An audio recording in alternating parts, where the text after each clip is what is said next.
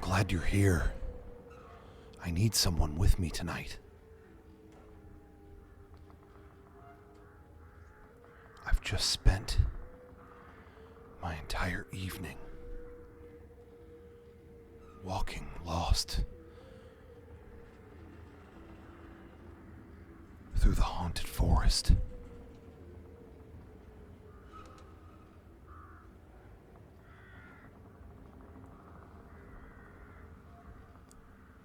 I was sleeping peacefully in my village at the rim of the forest, where we live every night as sacred protectors.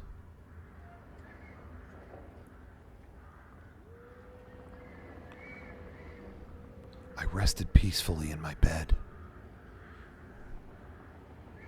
when someone entered my hut and told me there was something I needed to see.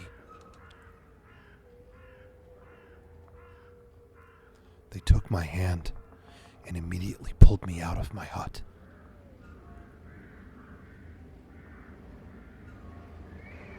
They told me that something had appeared just beyond the rim of the forest. I said, what could it be? A person? Has someone come to relieve us from our stay as guardians? They spoke, barely louder than the wind outside. No, it's not a person. It's a thing.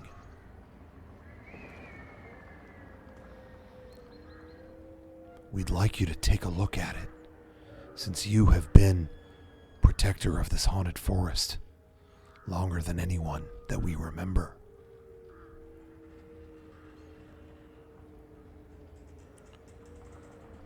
I said I would.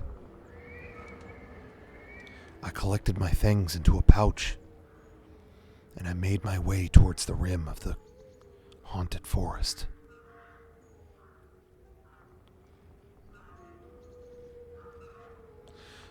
This person pointed just beyond the trees and said to me, There, that's where we saw it. Just right out there. Not too far into the forest. Just past those trees, right there. I looked, but I could not see what this person was pointing out. I asked, how far into the forest is it? He said, just beyond the rim.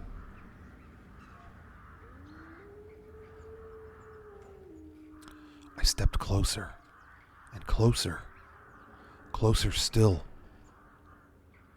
And only after a few more steps did I see something just there, past the biggest sycamore trees.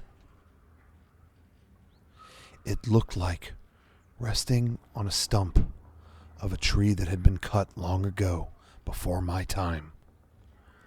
There was an object sitting on the stump.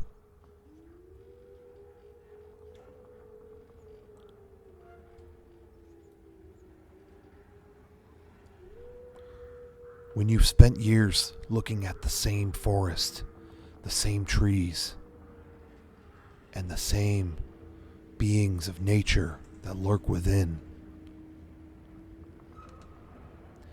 it makes it that much easier to identify things that are not occurring naturally.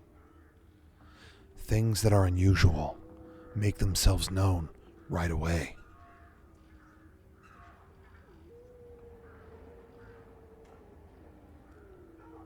I looked, and sitting on that stump was a shape you don't often see in nature. A perfect square.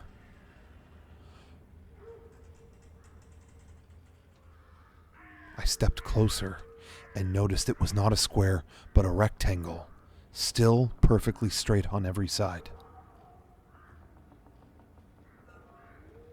When did this appear? I asked. The man said, "We're not sure, but it must have been this night. All of us were asleep, and when I got up to relieve myself, I saw it. A shape." I reassured him. I said, "I'm sure it's something that we are seeing with weary eyes. I'm sure it's something that would occur in nature."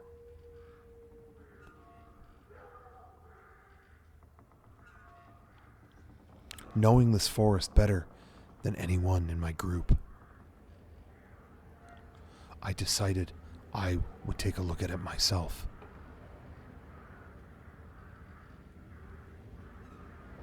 I told the man to stay nearby and let me go into the forest myself, for if there is any danger, I wouldn't want to endanger him or his family. I put my hood over my head and made the march down into the forest. One of the rules that we were always told, living just beyond the forest grasp, is that we were never to enter it at night. It was always considered dangerous, and many who tried did not make it out alive.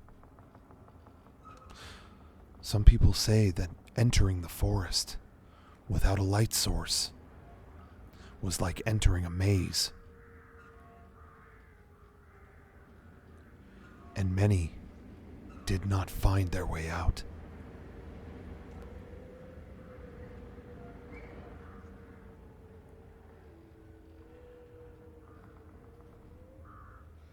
I hesitated, knowing these things about the forest. Would I make it out? Would I make it back to see my wife? I stood in hesitation, but I knew there was no one better to investigate this shape than me.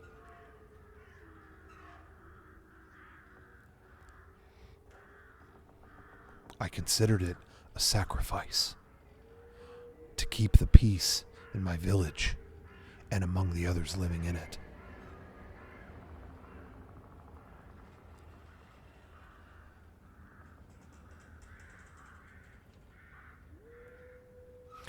I knew the decision had been made, and I stepped forward, and again, until I reached the very first trees of the forest. Once I crossed this threshold, I walked further and further, deeper past the sycamore trees, closer and closer to the old stump where the shape sat.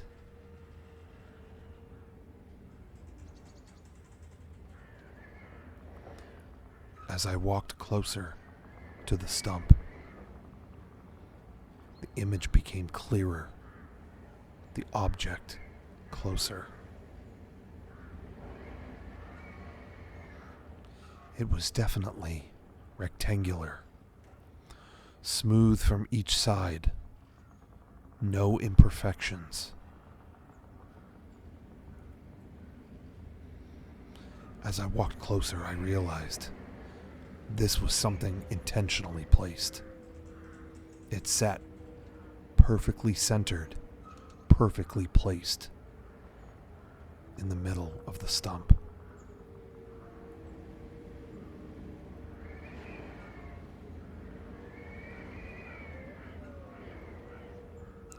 The wind picked up, blowing behind me.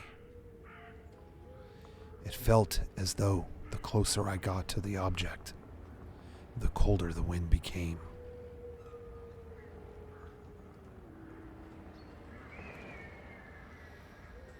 Was the forest warning me? It felt as though the cutting temperature of the wind, feeling like blades going past my hands, It felt as though the forest was telling me, turn back. Turn back. I could hear the ring of the bell tower from the village square.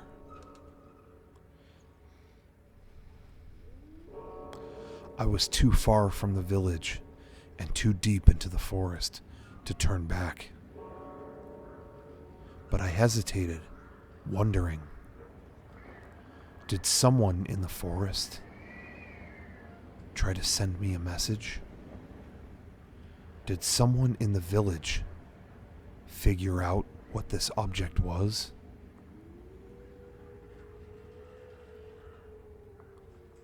Did everyone back at home have information that I did not? The bell rang again. And again.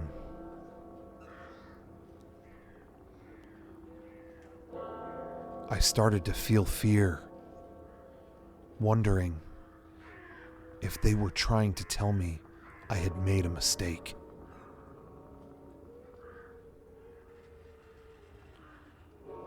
I squinted and looked further, past the trees. There was the stump with the object on it, and it was closer now than the village behind me.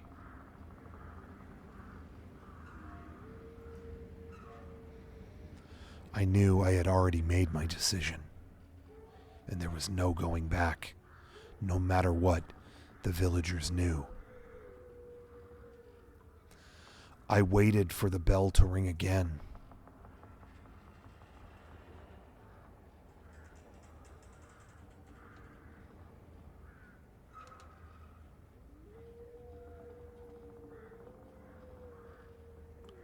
But I heard nothing.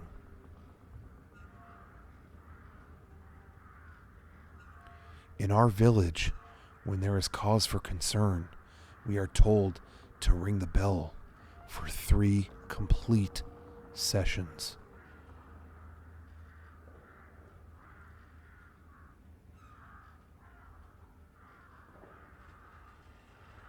There was not a third.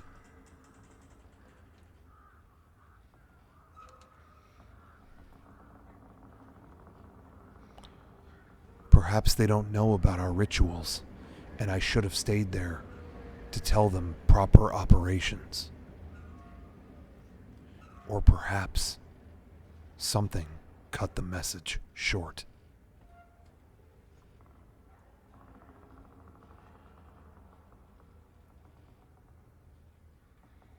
I wondered if I had made a grave error. But I decided there would be no knowing what the object was and what had found its way into our forest unless I continued to step forward.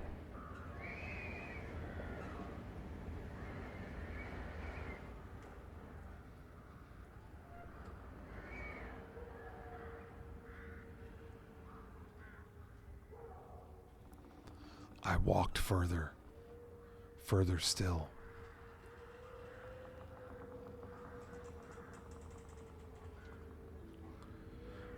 Every step of the way, branches crunching beneath me, leaves crushed beneath my feet. I got closer and closer, my sanity slipping and slipping and slipping.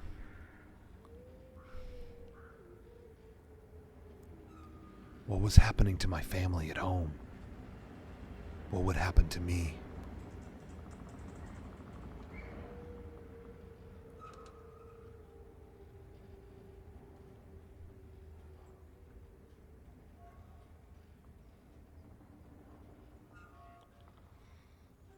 I reached a rim of sycamore trees,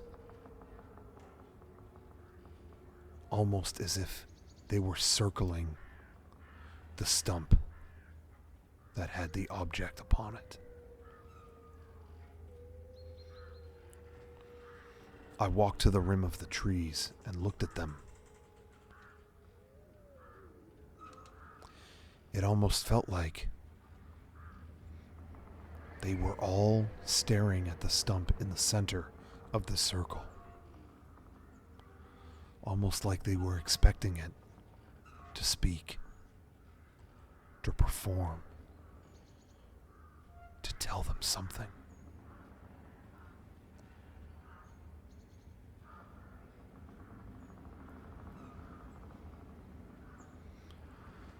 I looked at the stump and squinted and looked closer.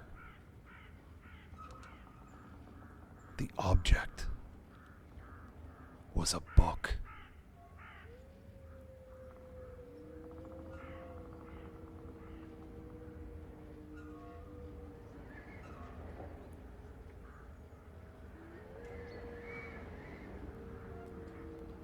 I stepped forward and tried to see what this book was. And perhaps there was a title on the cover.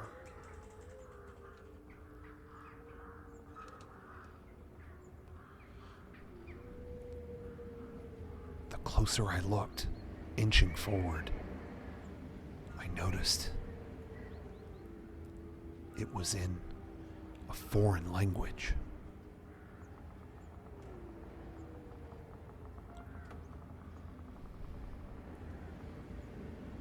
I took a moment to take in all these letters and shapes, but I could not translate.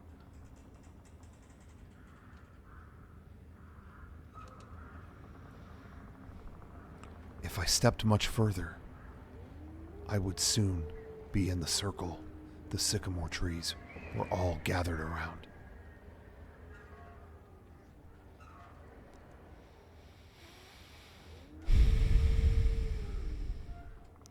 I took a deep breath and stepped forward. Step by step. Slow, slow. Until the entire cover of the book lay before me. More words, more symbols I could not translate.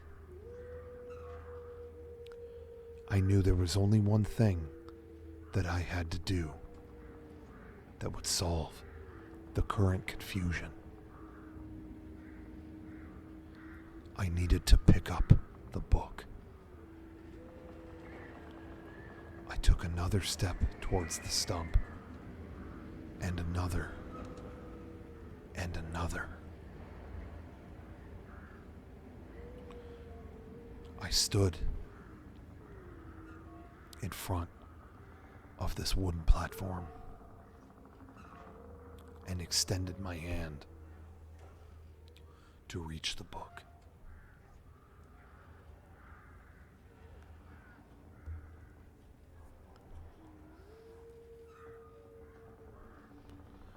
I picked it up, but it was too dark to see every page. I stared as close as I could at the cover, putting it close to my face. Was there anything from the cover I could decipher?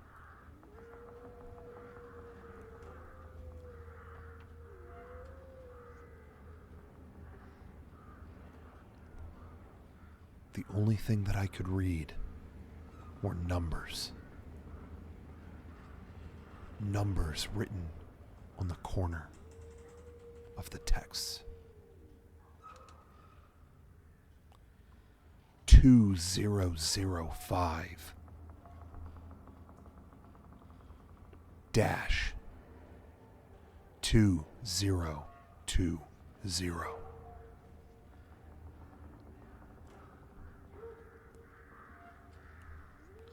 I thought about these numbers and what they could mean.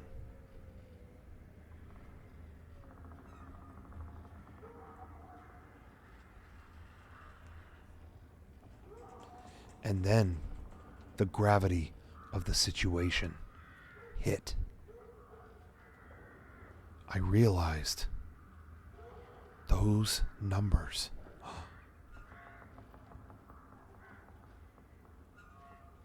were they the lifespan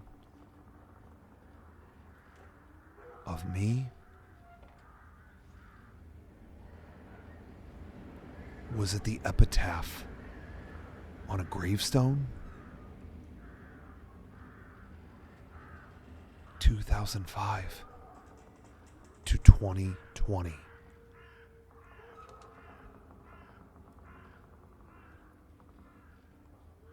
That is exactly my age.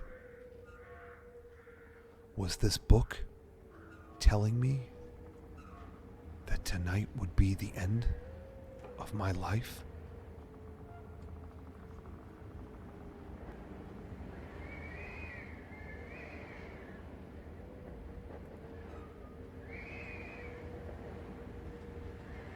I set the book back down, fearful that holding it may have sealed my fate.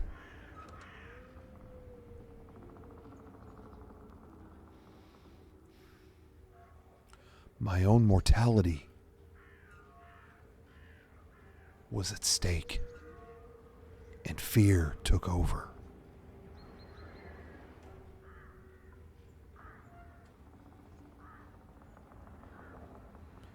I was paralyzed in terror.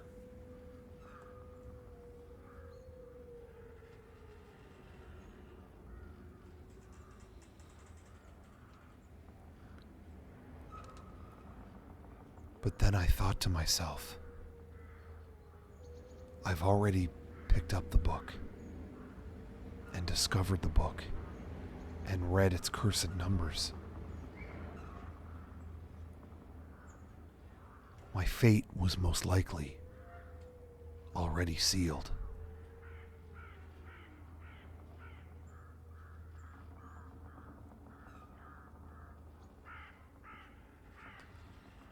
I decided there was no turning back now. I picked up the book. I saw the numbers once again. But I pushed forward and tried to translate the rest of this cursed text.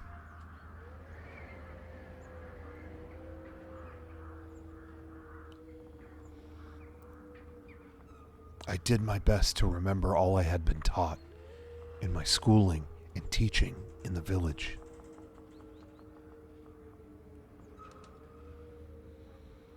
We had taken many classes on foreign language, dead language, and other ways of communicating.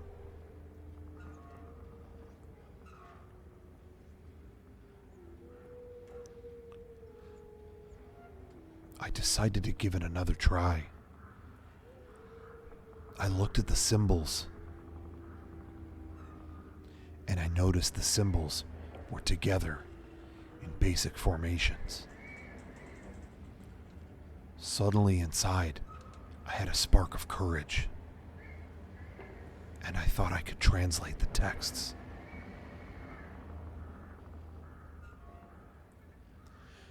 And as I stared at the set of symbols, it suddenly clicked in my mind what it said.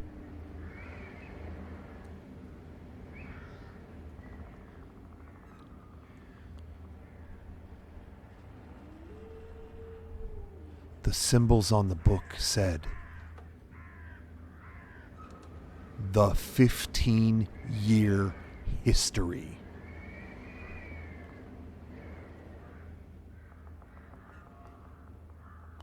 This gave me great pause, as I knew whatever I held contained important information about the past.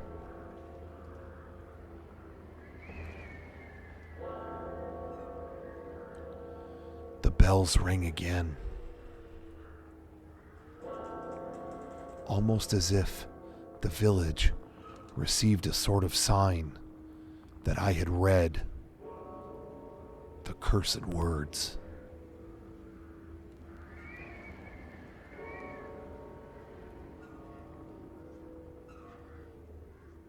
But if my fate was already sealed, then continue I had to know the truth.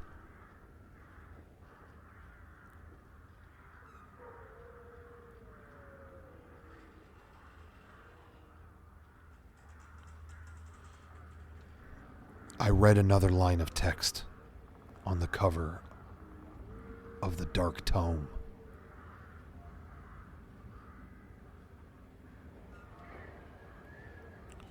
It said, "The garb or garments worn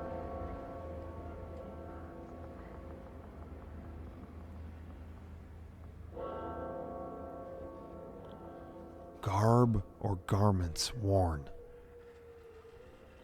I tried to think who in our village wore the most garments. We all wore the same cloaks. Whose book could this be?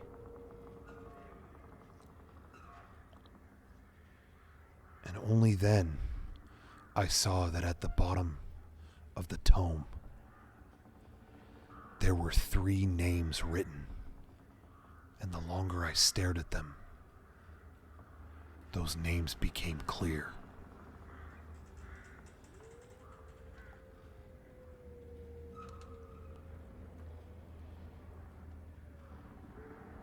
As I said the names aloud, it was as if another voice inside spoke the names for me.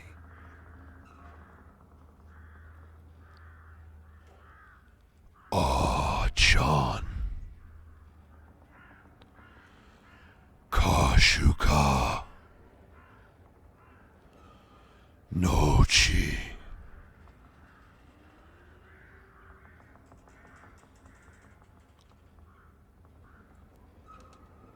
There seemed something familiar about these names.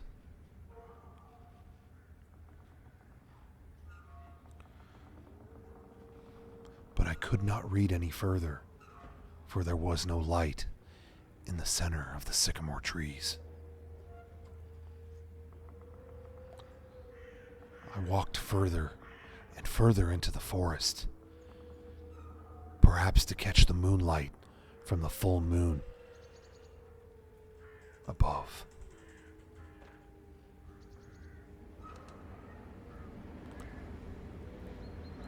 I stepped slower still, and finally just past another sycamore tree.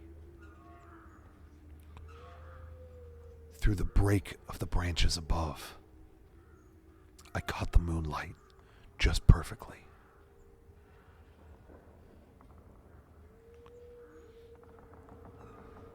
And in that light, I could see the pages.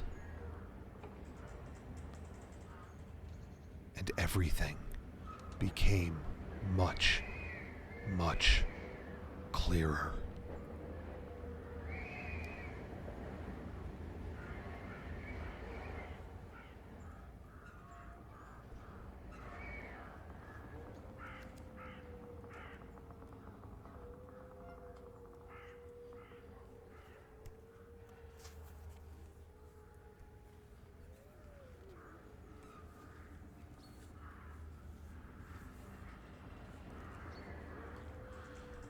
This book,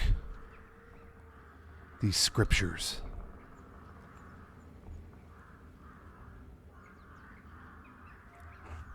they were all the garments and dresses that Perfume wore on tour, both in Japan and the US.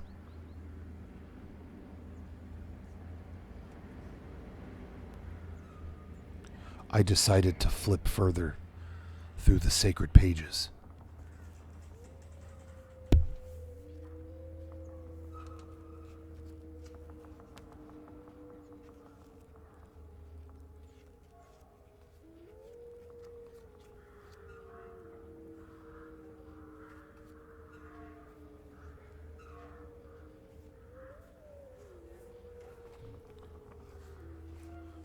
I instantly remembered the era of perfume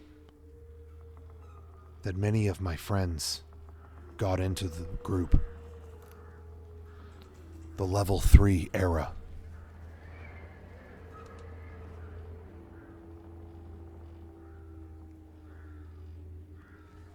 I remember when they did a music video in these very dresses.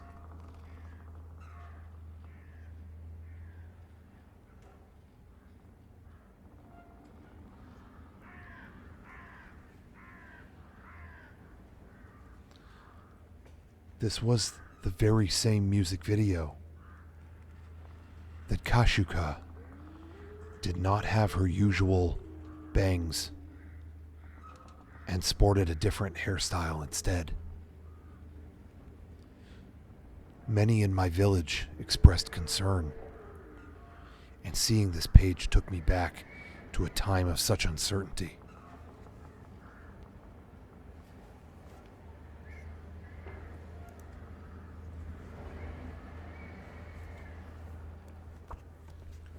I continued to make my way through the scriptures.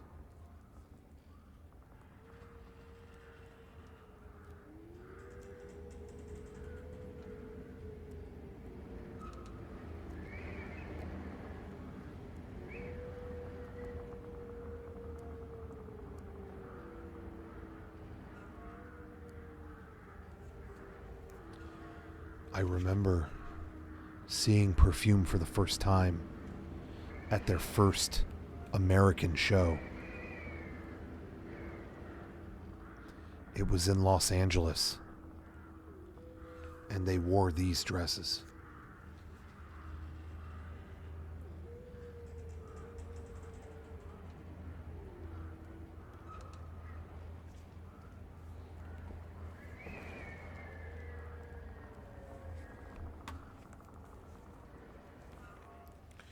It gave me memories of what my favorite dresses were that they had ever worn. I was a big, big fan of what they had worn in the Fake It era. Fake It was one of my favorite singles at the time, and I thought that their dresses had a wonderful color scheme. Black, orange, and silvery white. Almost titanium.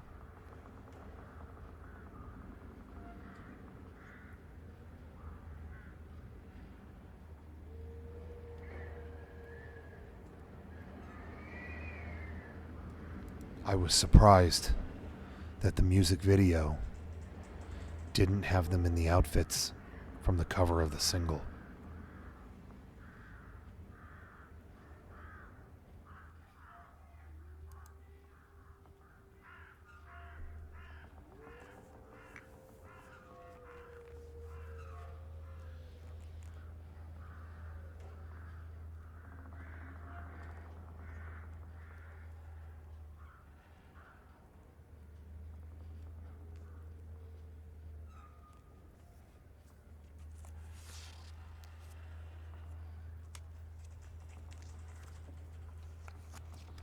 I remember their music video for the song Flash.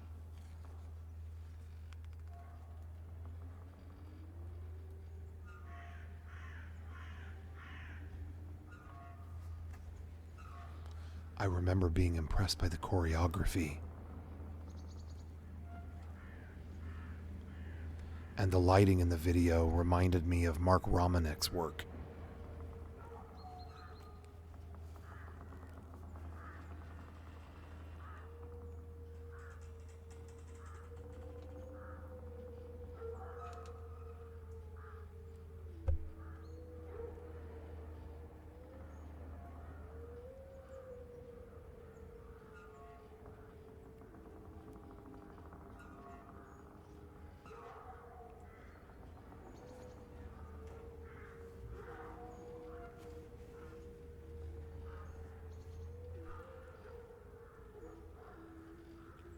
Who could forget the music video for Tokyo Girl? A single that many say is a fantastic introductory song for those not familiar with the band's previous work.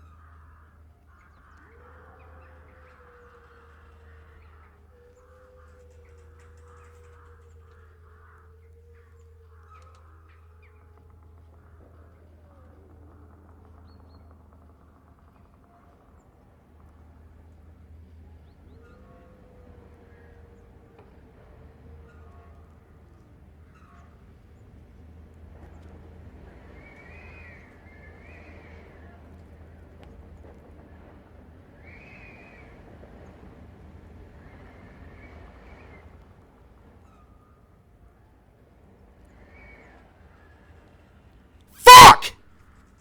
I love these dresses. That's what I thought as I flipped through the next chapter and saw some of my favorite ones yet.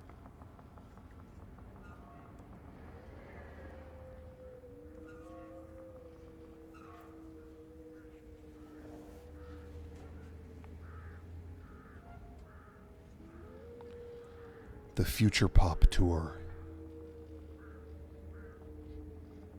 When they finally played the stage at Coachella, I did not have tickets to Coachella. However, they announced a Los Angeles show just before the festival.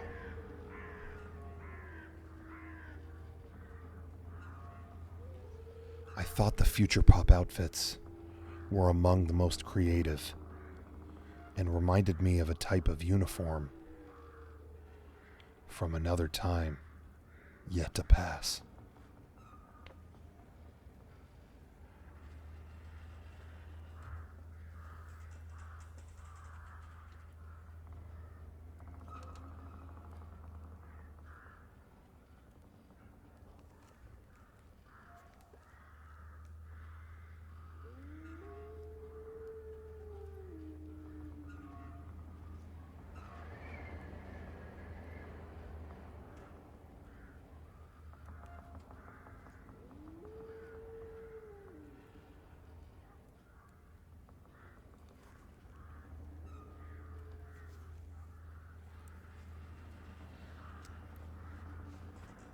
These were the outfits worn in the Challenger music video.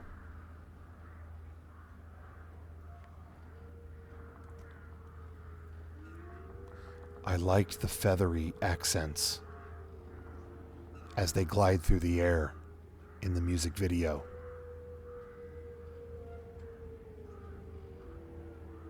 However, I think the music video would have been a lot better directed by an adult and not a 11-year-old.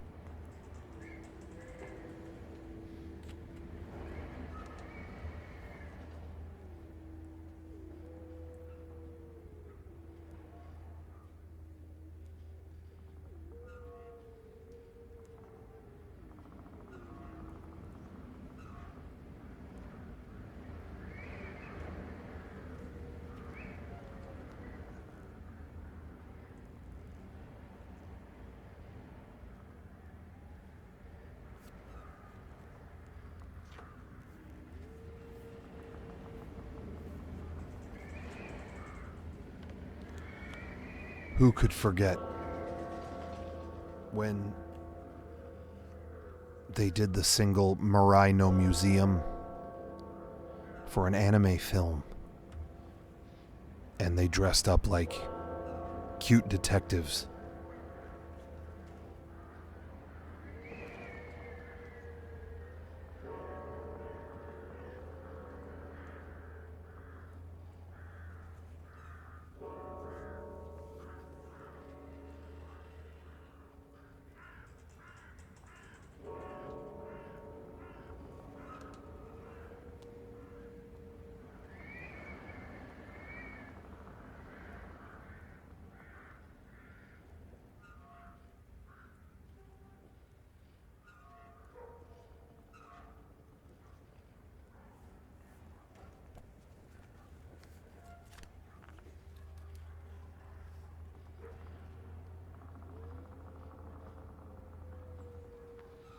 the night flight outfits. That music video was basically an ice cream commercial. It kind of had Space Channel 5 vibes.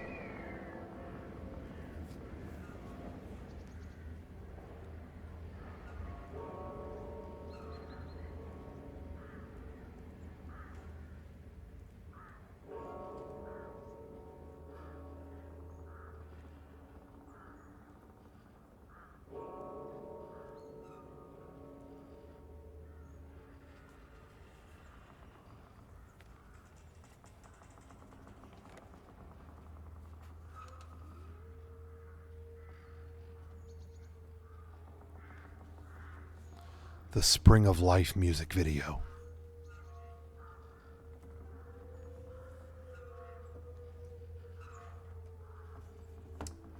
Can you see that?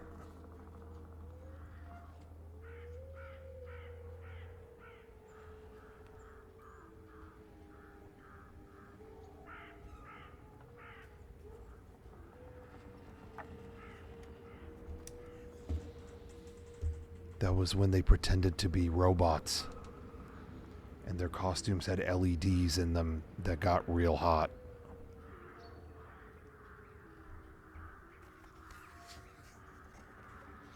They were battery operated.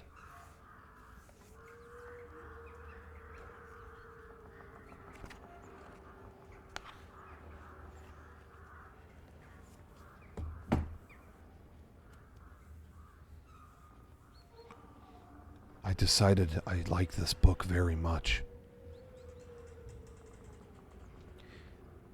And any bit of dark energy around it that I sensed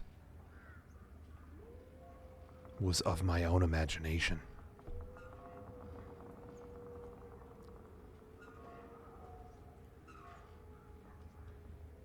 My own fear manifested a bad situation,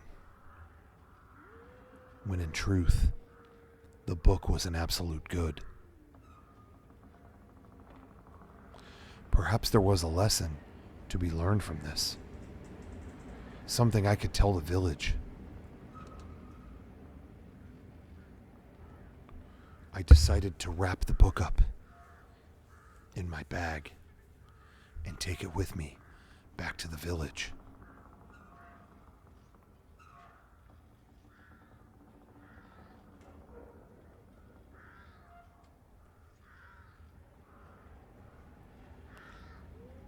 I made my way back, walking quickly past the sycamore trees, back to the rim of the village.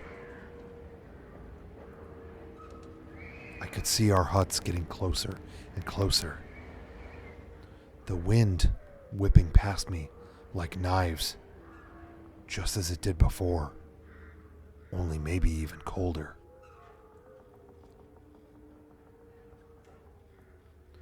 I walked faster and faster.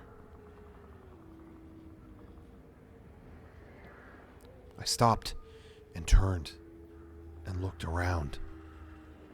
Was I going the right way? Is this the way I came?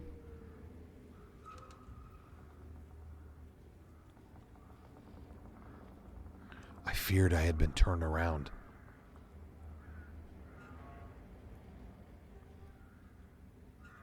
But I squinted and looked, and I swear I could see a warm fire by my hut that I called home. I told myself to stay focused on this and march forward with full confidence. So I walked, and I walked, and I walked further still,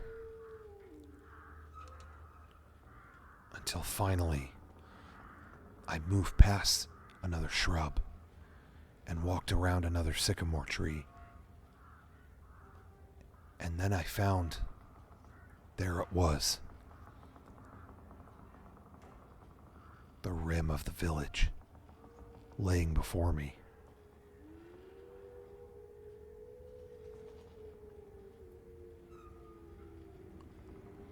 I looked around and saw nobody.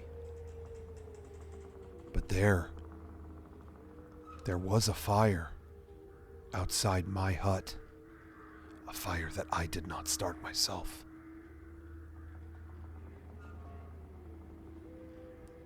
And closer I got, looking at the flame.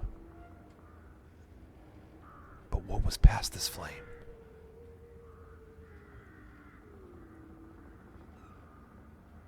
The villagers, the guardians, just like me. They were all sitting in a semicircle just behind the fire, their heads down, looking solemn and somber as they sat around the fire.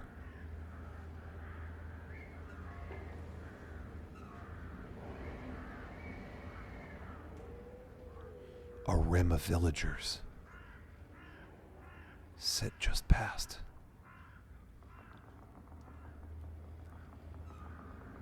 Concern began to grow within me.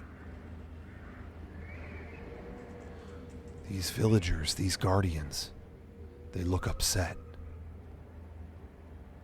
Something has brought them here. And I started to remember the warnings I was given. The bells rung again and again while I was in the forest. Some sort of event brought all the villagers to this place.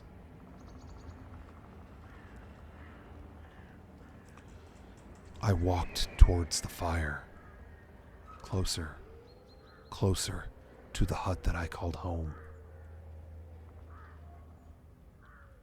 until I walked closer still and stood on one side of the fire, the villagers and the guardians on the other.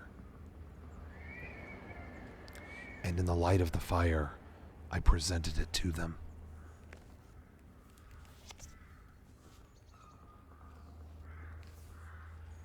This is the book that I found in the forest.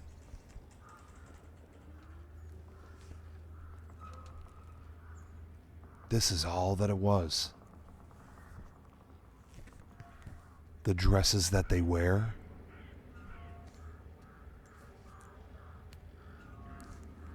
Kashuka, Nochi, and Achan, the cutest.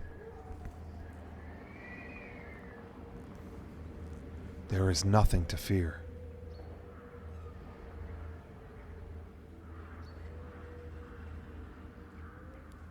The leader of the Guardians looked up at me, making eye contact, and he said,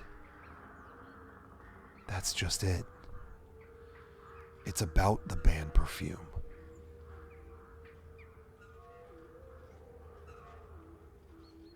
While you were lost in the forest all night, they announced a new Dome tour. And you missed out on the ticket pre-sale! Ah!